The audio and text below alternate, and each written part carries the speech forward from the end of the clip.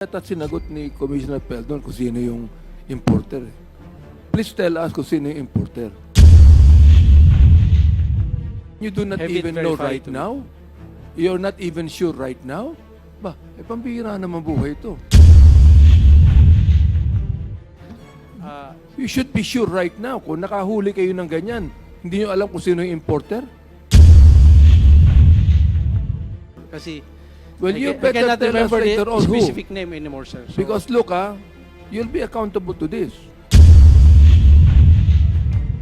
Nakahuli kayo ng shabu, inamin mo. Pero hindi mo alam kung sino yung importer. Commissioner Faeldon, can we start with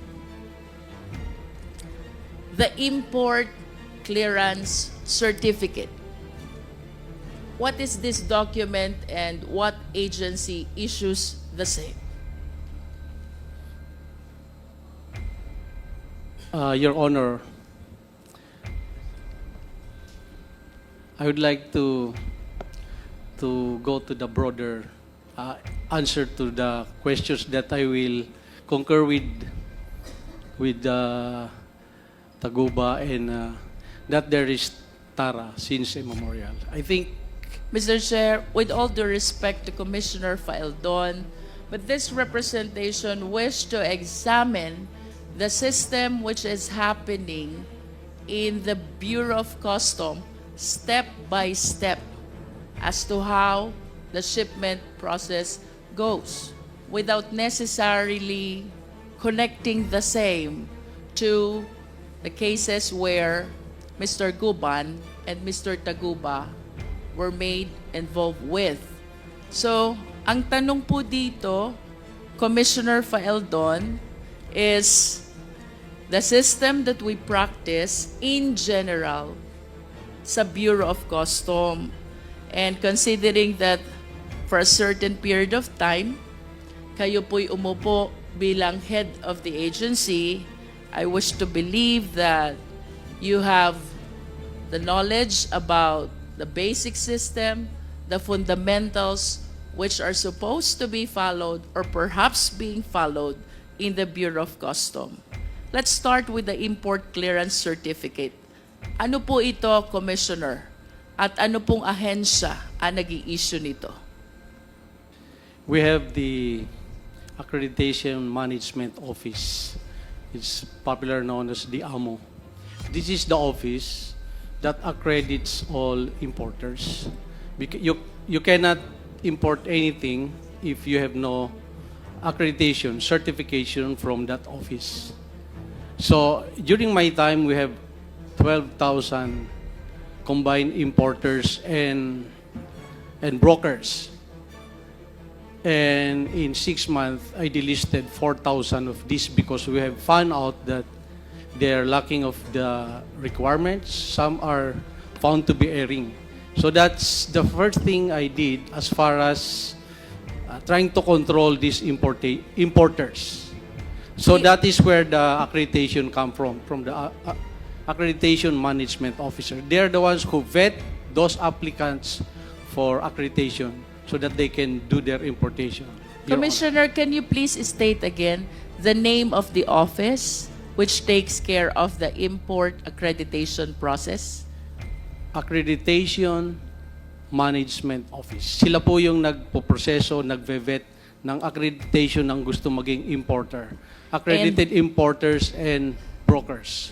Will you confirm that if I have intention to import goods, the first step should be to apply an import accreditation? Yes, Your Honor. Without that accreditation, I cannot import goods into the country.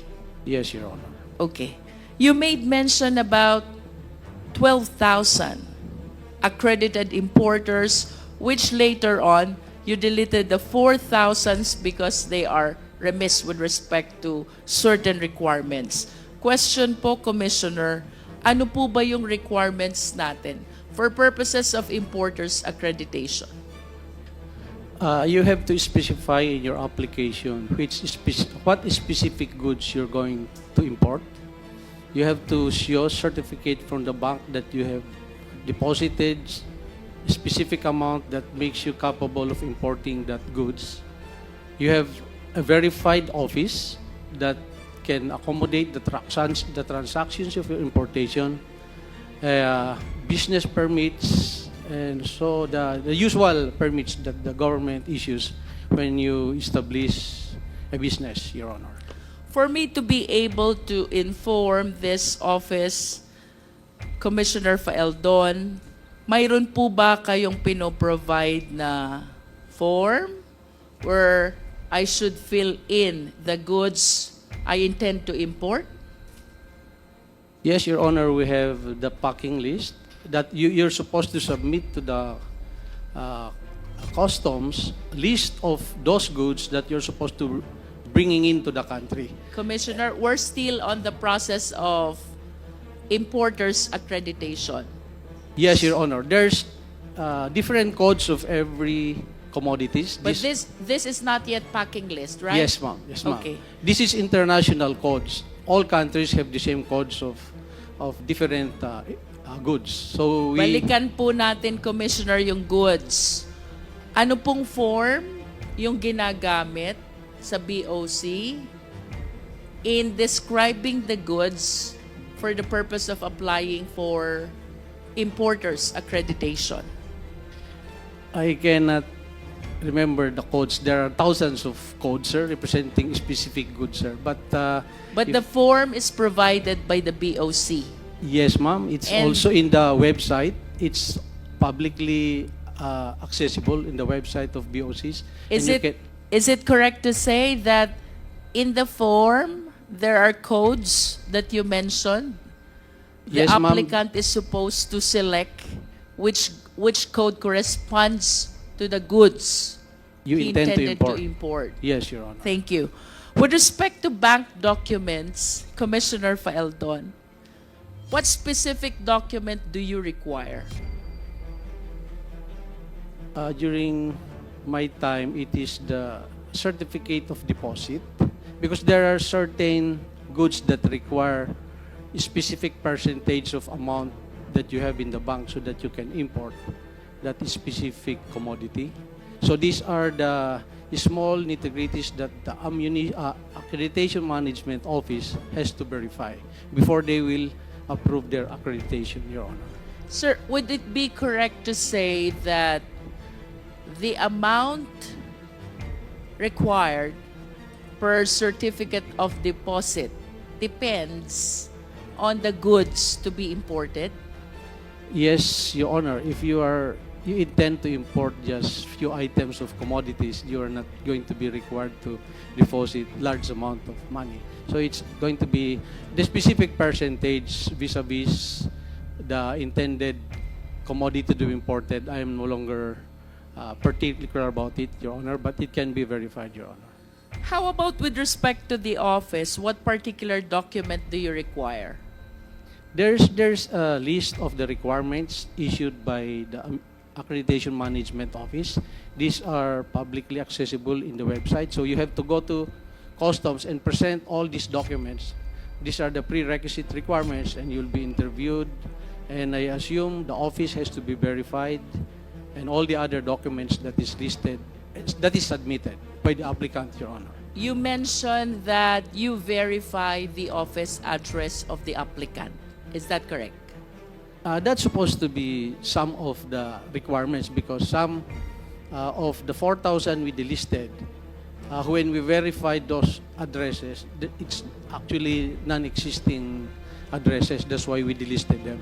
So there are so many importers and brokers who do that. So when we try to vet the airing and the fly-by-nights, we found out that 4,000 at least were airing. That's why we delisted them. That's during my time, Your Honor. In other words, Commissioner Faeldon, by practice, you did the verification of the office address. Reason why you were able to discover this 4,000, which accreditation you deleted already.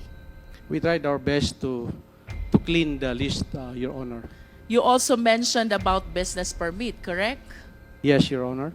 So it discloses the company name and even the company owner. Tama po ba? Yes, Your Honor. And would you agree with me if I would say, with the bank certificate, with the office verification, and with the business permit, the BOC has ample information about all the importers into the country? That's the assumption, Your Honor. What do you mean by assumption?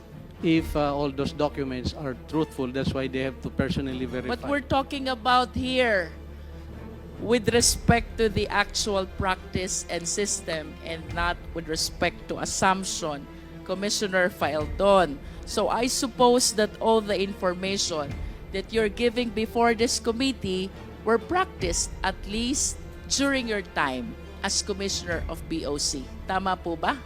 Ma'am. In other words, during your time, Commissioner Faeldon, all importers' information are within the safekeeping of the BOC, considering the ample requirements that you are requiring initially for purposes only of importers' accreditation. The newly accredited importers during my time, I specifically instructed the chief of the Accreditation Management Office to be very stringent, not stringent, but to be very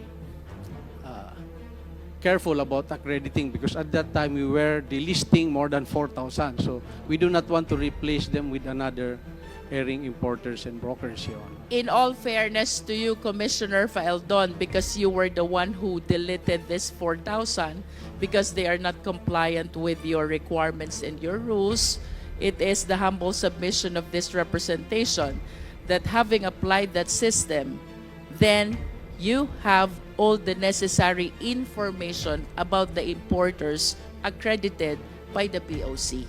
That is a manifestation. With respect to the documents which you are requiring from the applicants for importation or importers accreditation, question, Commissioner Faeldon. Alam nyo ang pangalan ng importer? Of course. Hindi po, ma'am. It's the company that's listed, not all the time the owner, ma'am. So we cannot really say that we know the owners of the importers, but the So names. it depends. If the importer is an individual, Yes, ma'am. you will know the identity of the person. The AMO office may know, Your Honor. Okay.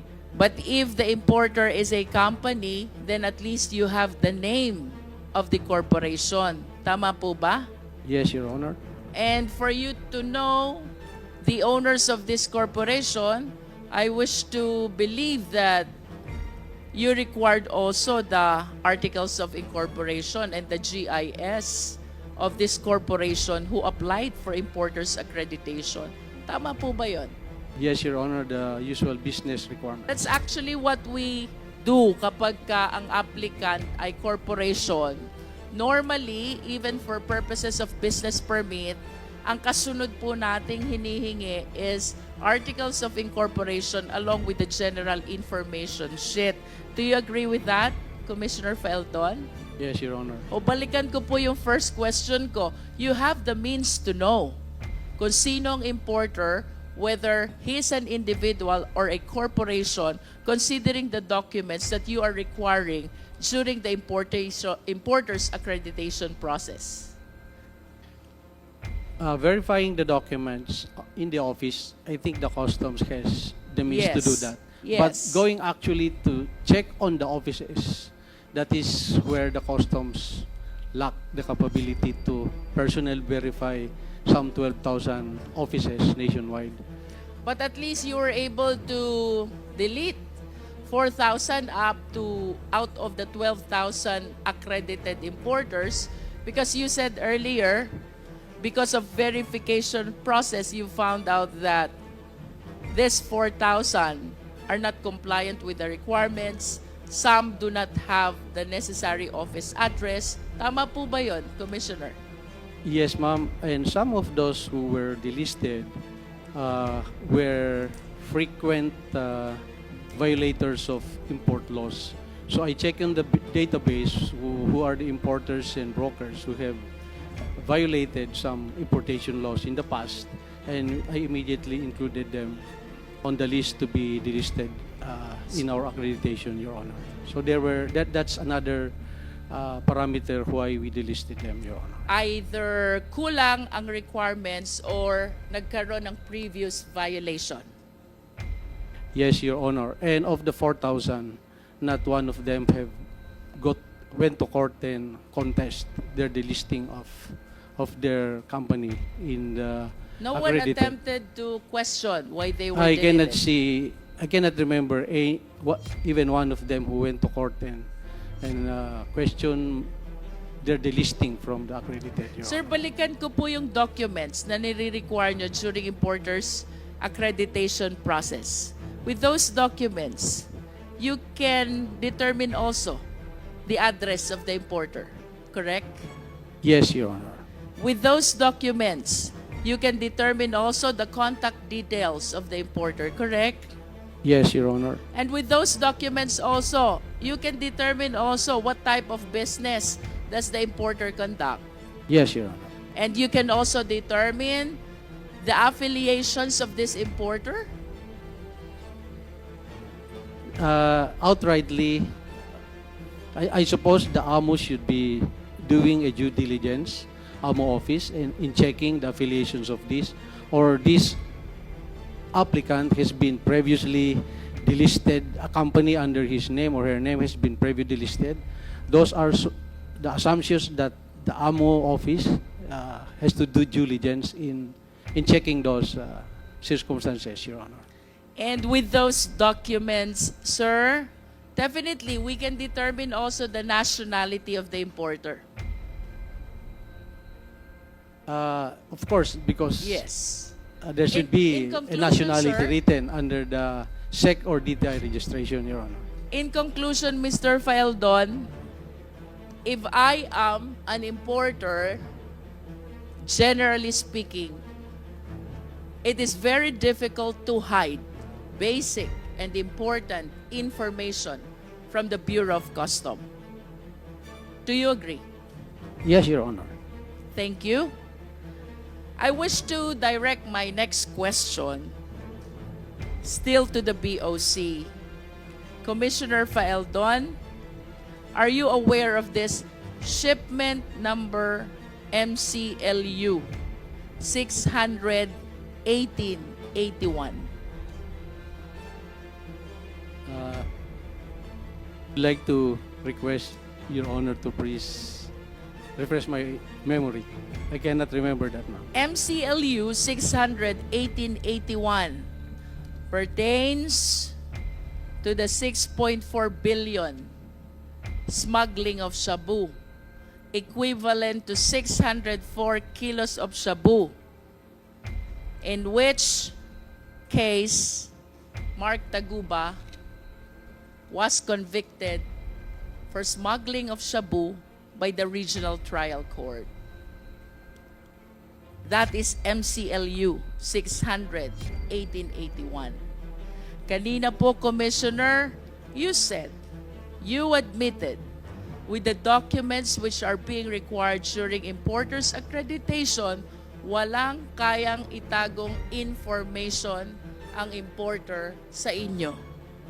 Now, the question is, sino po ang importer nitong 6.4 billion na shabu? Hindi ko na po matandaan, ma'am, kung sino po yung importer niyan. That importation has been the subject of a long court litigation. I understand, Commissioner, but this is an incident which really shook the BOC, especially during your term. Tama po ba yun? Yes, ma'am. If I may... And of course, the first question that you wish to be answered, considering na may nakapasok na 6.4 billion na shabu, sino ang nagpasok nito sa Pilipinas? I want to refresh your memory, Commissioner Faeldon. Walang makakapag-import without the importer's accreditation. You likewise said, what with the ample requirements which are being required from the importer, walang kayang itagong information ang importer from the Bureau of Customs. Now, we are talking about this specific shipment that pertains to 6.4 billion of shabu, which shook the Bureau of Customs and even your leadership of the BOC when this shabu was apprehended in the Valenzuela warehouse. Question, Commissioner. This is something na hindi mo dapat nakakalimutan. Sino po ang importer nito? I would like to be given time to check on who's the specific importer of that shabu, ma'am. But the sequence of that apprehension, I can relate to this court, If Your I Honor. may interrupt, Commissioner Faeldon, would you agree with me if I would say that as head of the BOC, nalusutan ka ng 6.4 billion na shabu, nakapasok sa bansa, that is equivalent to 604 kilos. Diba? The first question that will pop up in your mind, sino ang nagpasok nito? Because you are answerable during that time, at least being the head of the Bureau of Customs. I find it strange that an incident as big as this during that time ay makakalimutan nyo po. This is something na hindi nyo dapat makalimutan because it casted doubt to your Your Honor, leadership as head of the POC. Ang alam kong nag-import, sila Taguba. But I want to be corrected if hindi po sila ang nag-import niyan. Nagparating sa bansa. Yung importer mismo, in the packing list, because this is, ma'am, if I be given just 1 minute to explain this, so that you are correct, ma'am, the nation has to know the truth about this. You may agree or disagree with me, ma'am, but please give me a chance to. Because this has been tackled by the nation in 2017. This importation, ma'am,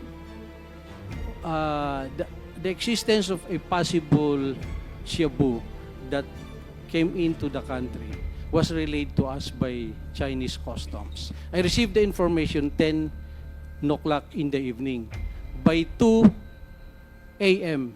following day, that's just 4 hours, nahanap na po namin kung naasen siya. So that's why I beg to disagree that nakalusot po sa amin. Hinanap ko po, ma'am, because I was given the information that there's a shabu, possible shipment of shabu na galing sa China. And the information was given to us. So I give instruction to the intelligence division. I give them the information and they look for it. So that is how this shabu came in. At nahanap po namin, ma'am, not a single kilo went to the streets. I think yung sinasabing nalusutan, yes, I take the responsibility since 2017. But if you read the Customs Modernization and Tariff Act, there's a clear delineation of the tasking of the commissioner and the customs collector. And in that law, it's very specific that only the collector has the right to release shipment. So, of the 38 ports, it is impossible for the commissioner to check every shipment. That's why it is delineated to them by the law. The verification and authority to release all those shipments does not rely on the commissioner anymore. It is now on the individual port collectors.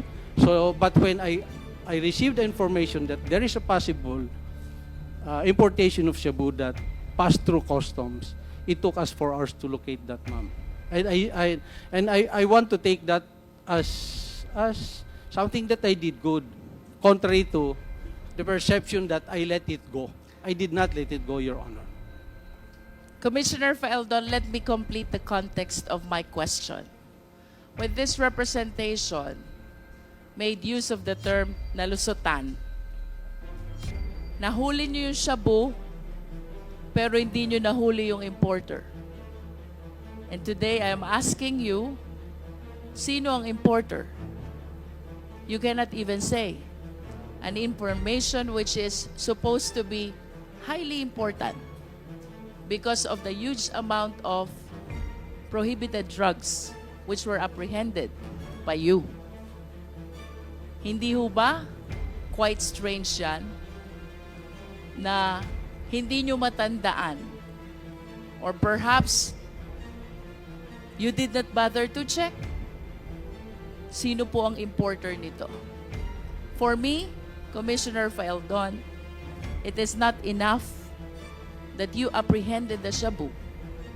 You should have arrested the people responsible for the shipment of shabu as well. Kung parehas nyo pong nahuli, yung shabu at yung tao, you might be correct. Hindi po kayo nalusutan. Pero nahuli nyo yung shabu, hindi nyo nahuli yung tao, I hope, with all due respect, you will understand why I use the terminology na lusutan ang BOC. Yes, Your Honor. So let me go back to my question, Commissioner Faeldon. Would you like to... Mr. Chair, in the indulgence of Congressman Luis Tro, hindi yata sinagot ni Commissioner Faeldon kung sino yung importer. Please tell us kung sino yung importer. I will tell you immediately after I get the name, Your Honor. I do not want to be saying person here na hindi pala siya. I want to make sure that siya po yun, sir. I am asking someone to... And you do not have it even know verified right to me. now? You're not even sure right now? Ba, pambihira naman buhay ito. You should be sure right now. Kung nakahuli kayo ng ganyan, hindi nyo alam kung sino yung importer? Sir, gusto ko lang sana ma-verify talaga, sir. Kasi Well, you I better cannot tell us remember later the on who. specific name anymore, sir. So, Because look you'll be accountable to this. Nakahuli kayo ng shabu, inamin mo. Pero hindi mo alam kung sino yung importer. sir, within the day, within this hearing, I will name kung sino po yun, ma'am. I just want to make sure that Thank you, Mr. I will Chair. get Thank the you, correct name, Your Congresswoman Honors. Luis Ro. Yes.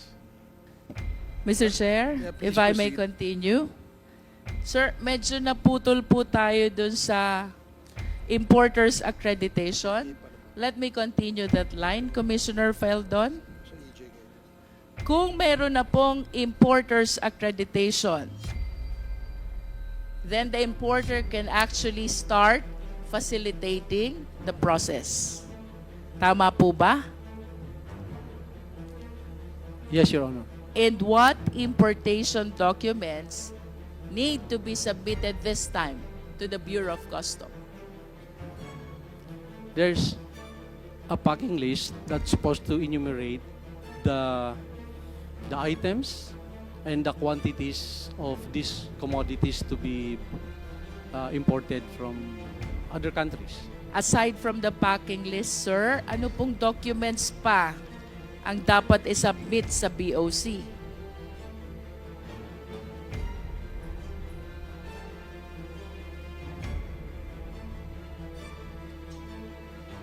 This is the importation proper already.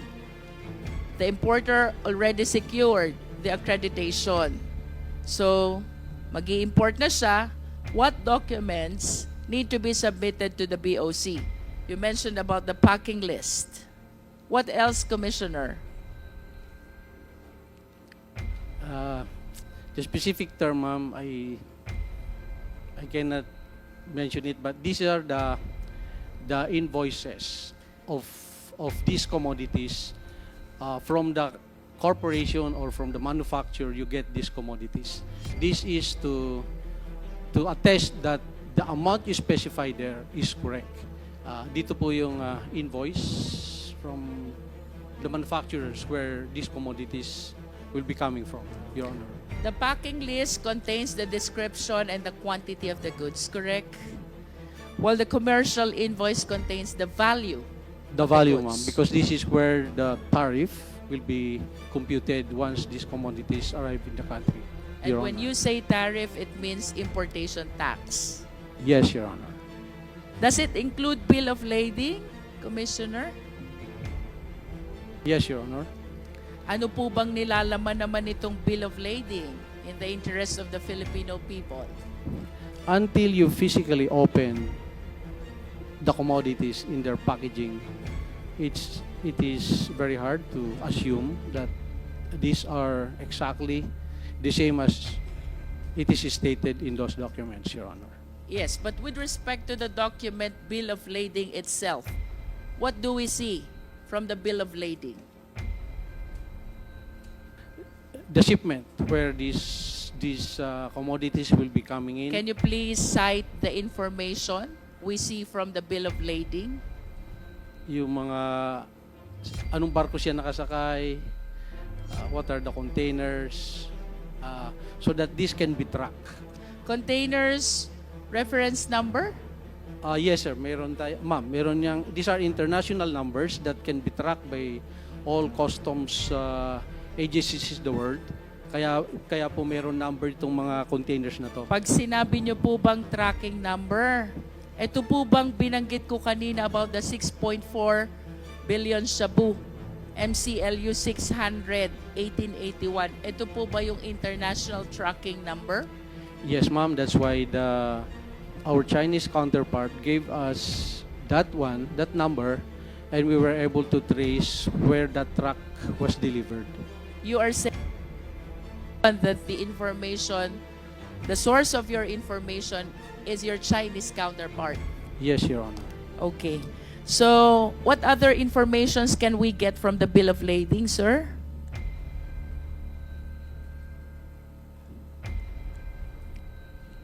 We have the international tracking number. I suppose we can see from the bill of lading the name of the shipper, the Yes, name ma'am. of the importer. The date that's supposed to the arrival of these How commodities in the about country. the country of origin, Exactly, ma'am. It's part country of of it. destination, Yes, ma'am. the port of unloading, Yes, ma'am. the consignee, Yes, ma'am. and the shipping line? Yes, ma'am. Can we determine through the bill of lading also the people facilitating the shipment here in the Philippines, apart from the importer, like for example, custom broker? The brokers. Pardon me, but I am not real particular if it's part, the brokerage is part of that, or it's a different transaction that a broker So you will. are not certain. You are not certain. If Yes, the ma'am. I'm not broker's very sure name whether is it's the indicated broker is also. included there. I'm not sure, ma'am. Saan po ginagamit, sir, yung special certificate or permit? This is among the documents which are being submitted to BOC. Saan po ba ginagamit to? Saan goods ito applicable?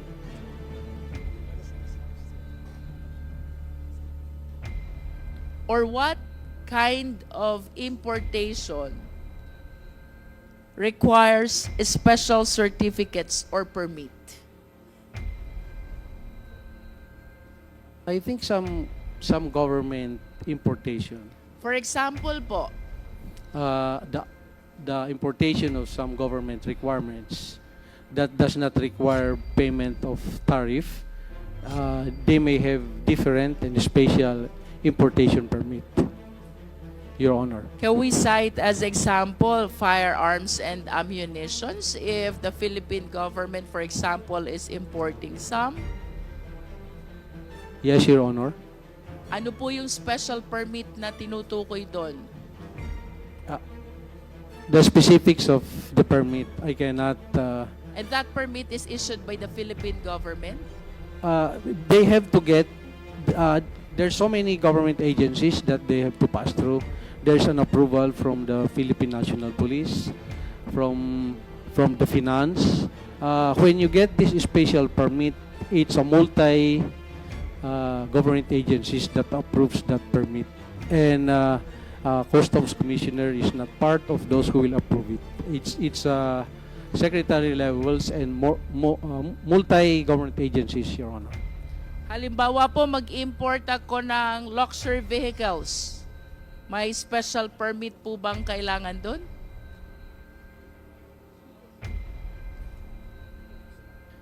I would like to report back to you, ma'am, if importation of luxury is required to have a special permit. But second-hand luxury, not allowed, definitely, is, except when there's specific, I don't know if there's specific law that allows importation of second-hand or slightly used luxury, but I would like to revert back to you, ma'am, if importation of luxuries requires special permit, Your Honor.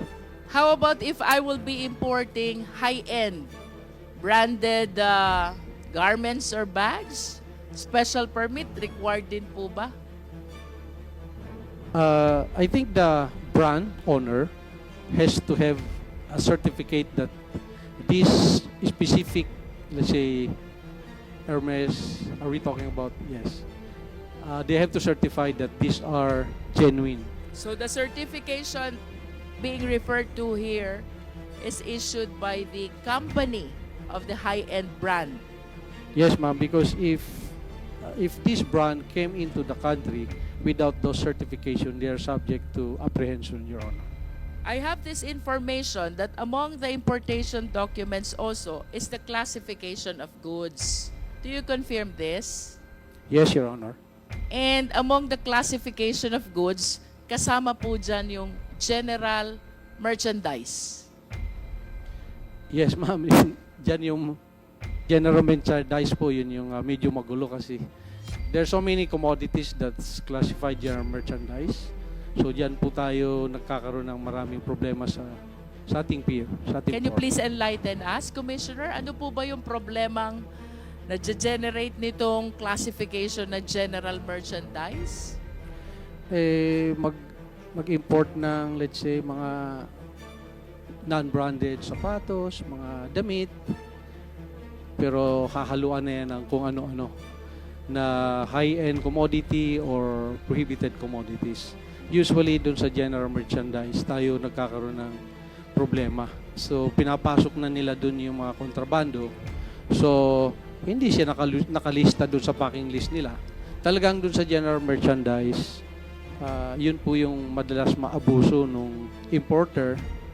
And the brokers, sometimes the brokers, they really don't care kung ano yung laman ng containers. So, yan po yung nagkaroon tayo ng, that's where the corruption and so many other problem come into play, yung sa general merchandise.